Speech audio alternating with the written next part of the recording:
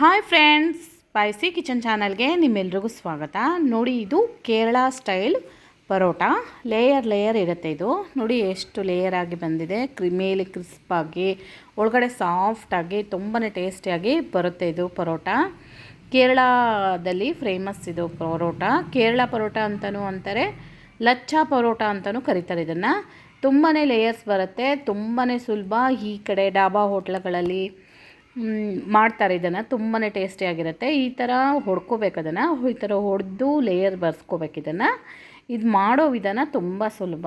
ಮನೇಲೆ ಸುಲಭವಾಗಿ ಮಾಡ್ಕೋಬೋದು. ನೀವು ಒಂದ್ಸರಿ ಟ್ರೈ ಮಾಡಿ ನೋಡಿ. ಇದನ್ನು ಮಾಡೋ ವಿಧಾನ ನೋಡೋಣ. ಇದಕ್ಕೆ ಸುಮಾರು ಒಂದು 50 ಗ್ರಾಮಷ್ಟು ಬಟರ್ ತೊಗೊಂಡಿದ್ದೀನಿ. ಬೆಣ್ಣೆಗೆ ಸ್ವಲ್ಪ ಉಪ್ಪು ಹಾಕ್ಬಿಟ್ಟು ಚೆನ್ನಾಗಿ ಬೀಟ್ ಮಾಡ್ಕೋಬೇಕು.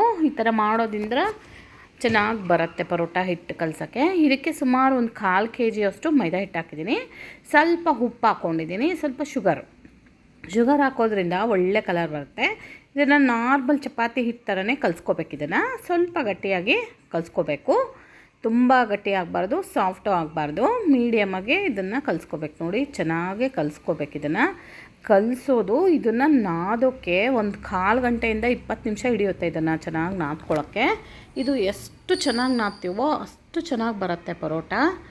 ನೋಡಿ, ಇದು ಮೈದಾ ಹಿಟ್ಟು ನಿಮ್ಗೆ ಇಷ್ಟ ಇಲ್ಲ ಅಂದರೆ ಗೋಧಿ ಹಿಟ್ಟಾದರೂ ಹಾಕ್ಕೋಬೋದು. ನೋಡಿ, ಈ ಥರ ಚೆನ್ನಾಗಿ ನಾದ್ಕೊಂಡು ಸ್ಮೂತಾಗಿ ಕಲಿಸ್ಕೊಂಡು ಮೇಲೆಲ್ಲ ಆಯಿಲ್ ಹಚ್ಚಿ ಒಣಗಬಾರ್ದು ಅಂತ ಮುಚ್ಚಿ ಸುಮಾರು 1 ಗಂಟೆಯಿಂದ 2 ಗಂಟೆಗಳ ಕಾಲ ನೆನೆಸಿಡ್ಬೇಕು. ಇದನ್ನು ನೆನೆಸಿಟ್ರೆ ಒಳ್ಳೆ ಟೇಸ್ಟ್ ಬರುತ್ತೆ, ಕಲರ್ ಬರುತ್ತೆ. ನೋಡಿ, ಇದನ್ನು ಚೆನ್ನಾಗೆ ಮತ್ತೆ ತಕ್ಕೊಂಡು ಈ ಥರ ಕಲ್ಲಿಂದ ಕುಟ್ಟುತ್ತಾ ಇದ್ದೀನಿ. ಇದನ್ನು ಈ ಥರ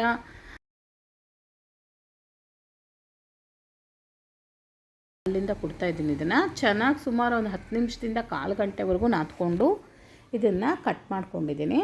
ಉಂಡೆಗಳಾಗಿ ಮಾಡಿಕೊಂಡು ನೀಟಾಗಿ ಚಪಾತಿ ಲಟ್ಟಿಸೋ ಥರನೇ ಲಟ್ಟಿಸ್ಕೋಬೇಕು. ಇದನ್ನು ಲಟ್ಟಿಸ್ಕೊಂಡು ನೋಡಿ, ಇದು ಕಟ್ಟರಲ್ಲಿ ಸೆಂಟ್ರಲ್ಲಿ ಮಾತ್ರ ಕಟ್ ಮಾಡಬೇಕು. ಆ ಕಡೆ ಈ ಕಡೆ ಗ್ಯಾಪು ಹಾಗೆ ಬಿಡಬೇಕು. ಸೆಂಟರಲ್ಲಿ ಈ ಥರ ಚಿಕ್ಕದಾಗಿ ಲೇಯರ್ಸು ಕಟ್ ಮಾಡ್ಕೊಬೇಕು. ಇದನ್ನು ಕಟ್ ಮಾಡಿಕೊಂಡು ನೋಡಿ, ಈ ಥರ ಎಲ್ಲ ಮಧ್ಯಕ್ಕೆ ಜಾಯಿಂಟ್ ಮಾಡ್ಕೊಳ್ಳೋಣ. ಜಾಯಿಂಟ್ ಮಾಡಿಕೊಂಡು ಇದನ್ನು ಈ ಥರ ತಿರುಗಿಸ್ಕೊಂಡು ಎರಡೂ ಸೈಡಿಂದ ತಿರುಗಿಸ್ಕೊಂಬಂದು ಮಧ್ಯಕ್ಕೆ ತಕ್ಕೊಂಡು ಒಸ್ಕೋಬೇಕು. ಇದನ್ನು ತುಂಬ ತೆಳುವಾಗಿ ಒಸಿಬಾರ್ದು, ಇದನ್ನು ದಪ್ಪವಾಗೇ ಇರಬೇಕಿದು. ನೋಡಿ, ಲೇಯರ್ಸಿಗೆ ಕಾಣ್ತಾ ಇಲ್ಲ. ಅದನ್ನು ಬೇಯಿಸಿದ್ದಾದಮೇಲೆ ಅದು ಲೇಯರ್ಸ್ ಬರುತ್ತೆ. ಅಲ್ಲಿವರೆಗೂ ಲೇಯರ್ಸು ಕಾಣಲ್ಲ. ಇದು ಲೈಟಾಗಿ ಹೊತ್ಕೋಬೇಕು. ಈ ಥರ ಮಡಚಿದ್ದಾದಮೇಲೆ ಒಂದು ಲೈಟಾಗಿ ಹೊತ್ಕೋಬೇಕು. ಈ ಥರ ಮಡಚಿಟ್ಟು ಒಂದು 1/4 ಗಂಟೆ ಬಿಟ್ಟು ಆಮೇಲೆ ಒಸಿದ್ರೆ ಇನ್ನೂ ಚೆನ್ನಾಗಿ ಬರುತ್ತೆ.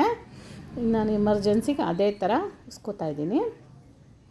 ನೋಡಿ, ನೀಟಾಗಿ ಇದನ್ನು ಚಪಾತಿ ಥರನೇ ಲಟ್ಟಿಸ್ಕೋಬೇಕು. ಫೋಲ್ಡಿಂಗ್ ಆದಮೇಲೆ ಲೈಟಾಗಿ ಮೇಲಷ್ಟೇ ಲೈಟಾಗಿ ಒತ್ಕೋಬೇಕು. ಇದನ್ನು ಒತ್ಕೊಂಡು ಈ ಥರ ಇದನ್ನು ನಾರ್ಮಲ್ ರೊಟ್ಟಿ ಥರನೇ ಬೇಯಿಸ್ಕೋಬೇಕು. ಇದನ್ನು ಚೆನ್ನಾಗಿ ಬರುತ್ತೆ ಟೇಸ್ಟ್. ಇದು ಬೆಣ್ಣೆ ಹಾಕೋದ್ರಿಂದ ಲೇಯರ್ಸ್ ಬರುತ್ತೆ. ನೋಡಿ, ತವ ಮೇಲೆ ಹಾಕಿ ಬೇಯಿಸ್ಕೋತಾ ಇದ್ದೀನಿ. ಇದಕ್ಕೆ ಚೆನ್ನಾಗಿ ಆಯಿಲ್ ಹಚ್ಚಬೇಕು. ಸ್ವಲ್ಪ ಆಯಿಲ್ ಜಾಸ್ತಿನೇ ಹಿಡಿಯುತ್ತೆ ಇದಕ್ಕೆ. ಎರಡೂ ಸೈಡಲ್ಲಿ ಬೇಯಿಸ್ಕೋಬೇಕು. ಇದನ್ನು ನೋಡಿ, ಈಗ ಬೇಯಬೇಕಾದ್ರೆ ಅದು ಬಿಟ್ಕೊಳ್ಳುತ್ತೆ ಲೇಯರ್ಸು. ಸ್ವಲ್ಪ ಉಬ್ಬಿ ಬರುತ್ತೆ. ಎಲ್ಲ ಕಡೆ ಲೇಯರ್ಸು ಬಿಟ್ಕೊಳ್ತಾ ಬರುತ್ತೆ. ತಿರುಗಿಸಿ ಚೆನ್ನಾಗೇ ಹಾಕ್ಕೊಂಡು ಬೇಯಿಸ್ಕೋಬೇಕು. ಇದನ್ನು ಒಂದು ಕಲ್ ಮೇಲೆ ಹಾಕ್ಕೊಳ್ಳೋಣ. ಈ ಥರ ಹೊಡ್ಕೋಬೇಕು ಅದನ್ನು. ನೋಡಿ, ಈ ಥರ ಹೊಡೆಯೋದ್ರಿಂದ ಅದು ಲೇಯರ್ಸ್ ಬಿಟ್ಕೊಳ್ಳುತ್ತೆ. ನೋಡಿ, ಇನ್ನೊಂದು ಮಾಡೋದು ತೋರಿಸ್ತಾ ಇದ್ದೀನಿ ನಾನೀಗ. ಇದಕ್ಕೂ ಚೆನ್ನಾಗೇ ಆಯಿಲ್ ಹಚ್ಕೋಬೇಕು. ಎರಡೂ ಸೈಡಲ್ಲಿ ಆಯಿಲ್ ಹಚ್ಕೊಂಡು ಚೆನ್ನಾಗಿ ಆ ಕಡೆ ಈ ಕಡೆ ತಿರುಗಿಸಿ ಹಾಕಿ ಬೇಯಿಸ್ಕೊಂಡ್ರೆ ಲೇಯರ್ಸ್ ಚೆನ್ನಾಗಿ ಬರುತ್ತೆ, ಕ್ರಿಸ್ಪಾಗೂ ಬರುತ್ತೆ, ಟೇಸ್ಟೂ ತುಂಬ ಚೆನ್ನಾಗಿರುತ್ತೆ. ನೋಡಿ, ಈ ಥರ ಬೇಯಿಸ್ಕೊಳ್ಳೋಣ. ಎಲ್ಲ ಕಡೆ ರೆಡ್ಡಿಶ್ ಆಗಬೇಕು. ಅದು ಗೋಲ್ಡನ್ ಕಲರ್ ಬರೋವರೆಗೂ ಬೇಯಿಸ್ಕೋಬೇಕು. ಇದನ್ನು ಚೆನ್ನಾಗಿ ಬೇಯಿಸ್ಕೊಂಡು ತೆಕ್ಕೊಂಡು ನೋಡಿ, ಒಂದ್ರ ಮೇಲೊಂದು ಪರೋಟ 2 ಪರೋಟ ಹಾಕ್ಕೊಳ್ತಾ ಇದ್ದೀನಿ ನಾನು. 2 ಪರೋಟನೂ ಹಾಕ್ಕೊಂಡು ಒಡ್ಕೋಬೇಕು ಇದನ್ನು ಚೆನ್ನಾಗೆ. ನೋಡಿ, ಈ ಥರ ಎರಡೂ ಸೈಡಿಂದ ಈ ಥರ ಕೈಯಿಂದ ಒಡ್ಕೊಂಡ್ರೆ ಅದು ಲೇಯರು ಬಿಟ್ಕೊಳ್ಳುತ್ತೆ.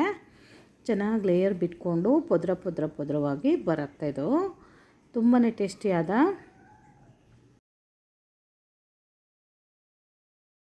ನೋಡಿ, ಇಲ್ಲಿ ಲೇಯರು ಎಷ್ಟು ಚೆನ್ನಾಗಿ ಬಿಟ್ಕೊಂಡ್ಬರ್ತಾಯಿದೆ ನೋಡಿ. ನಾನು ತೋರಿಸಿರೋ ವಿಧಾನದಲ್ಲಿ ಮಾಡಿದ್ರೆ ಇದೇ ಥರ ಬರುತ್ತೆ. ಇದನ್ನು ಒಂದು ಒಳ್ಳೆ ಚಿಕನ್ ಕರಿ ಜೊತೆ ಸರ್ವ್ ಮಾಡ್ತಾಯಿದ್ದೀನಿ ನಾನು.